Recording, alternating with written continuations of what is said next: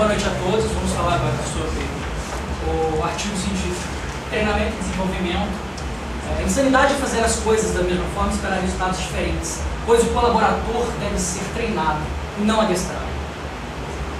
Bem, esse trabalho foi feito por mim, Thiago Rezec Mariano, e pelos coautores Jéssica Hades, Teixeira da Silva, Leandro Monteiro da Silva, orientado pelo professor especialista Valdir Pantuza Coelho. Bem, esse trabalho ele discorre simplesmente pela utilização das artes cênicas como ferramenta no processo de treinamento e desenvolvimento, a fim de ampliar a competência dos colaboradores e solucionar problemas e melhorar partes como qualidade ou produtividade de uma empresa. Então, como problema, queríamos saber como as técnicas utilizadas das artes cênicas podem contribuir para o desenvolvimento das competências desse colaborador em ações dos treinamentos de desenvolvimento da empresa. Bom, nossa justificativa, ela se tem por saber o quanto o teatro e as técnicas do teatro podem contribuir para que se torne esse processo de desenvolvimento eficaz. Essa é a nossa visão. O objetivo geral é mensurar a importância da utilização das artes cênicas para conscientizar o empregado e quebrar aquela ideia de adestramento, né? De não, tem que ser assim, tem que ser assim. Não, nós queríamos um treinamento mais consciente, na qual ele sentisse parte desse treinamento.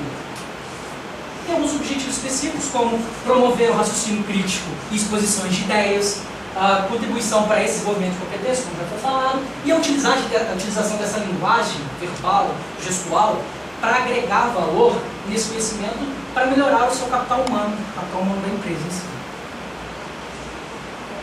A metodologia, nossa metodologia para compor a parte teórica foi uma pesquisa exploratória, e a pesquisa de campo foi feita 4 entrevistas, sendo 2 com gestores de RH, de uma empresa de grande porte ou de médio porte, e 2 com diretores de teatro empresarial. Bom, o que é treinamento e desenvolvimento em si? Um breve resumo é que, segundo o THNA, o treinamento é um processo educacional de curto prazo para desenvolver competência. Em compensação, o desenvolvimento já é algo mais pessoal e a longo prazo para desenvolver o seu colaborador. Qual é o objetivo, então, de um treinamento? Como já foi falado até pela nossa outra colega de trabalho, é gerar competência. E segundo Fleury, ela fala que é achar conhecimento, habilidade e atitude, e outros autores já implementaram falando que também os valores, as expressões que por trás da sua criação e o controle das suas emoções também fazem parte desse plano, na qual você aprende como fazer, por que fazer e ter atitude para fazer, se enganjar com todos esses conhecimentos para agregar valor tanto para a organização quanto para o próprio indivíduo. As artes cênicas como ferramenta no processo de treinamento e desenvolvimento. Basicamente, é o teatro empresarial. O teatro empresarial, ele nasceu com uma função educadora, que ele veio com essa função, de difundir conhecimentos científicos através do entretenimento. Ou seja, a pessoa aprende e ainda se diverte. E aí, além disso, ela se conhece.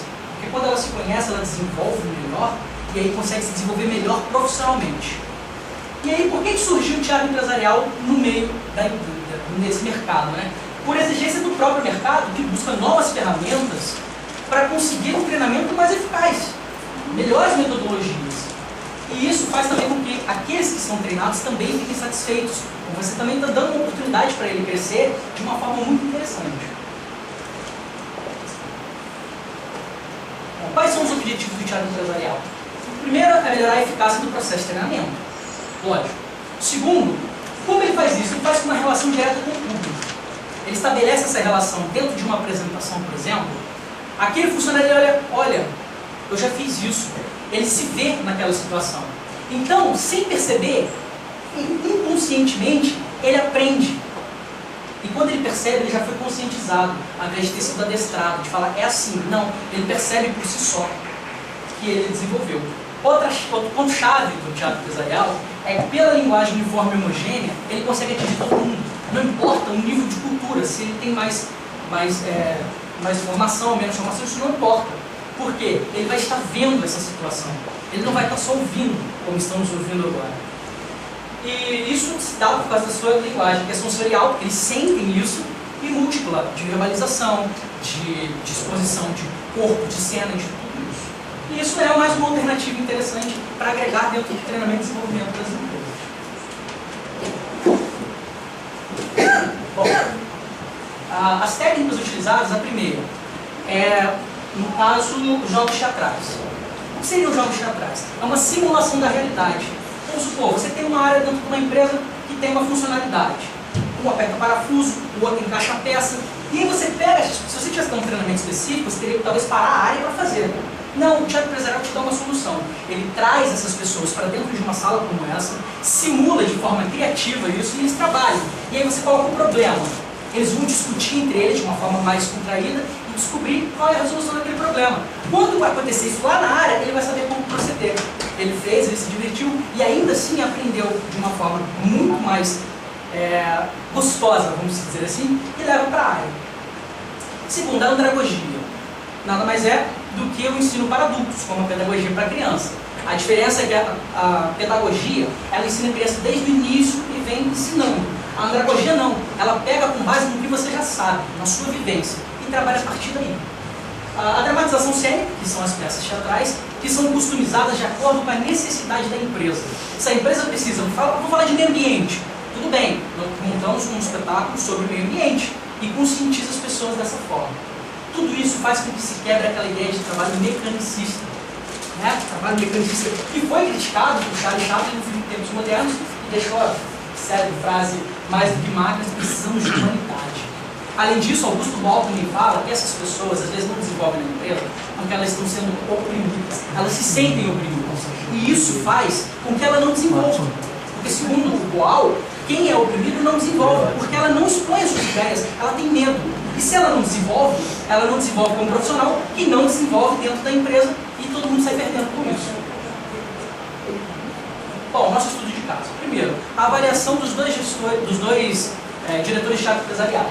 Primeiro, eles falaram que essa ferramenta é um diferencial, pois não há nada no mercado que se assimila com técnicas tão antigas, tão milenares, mas tão funcionais.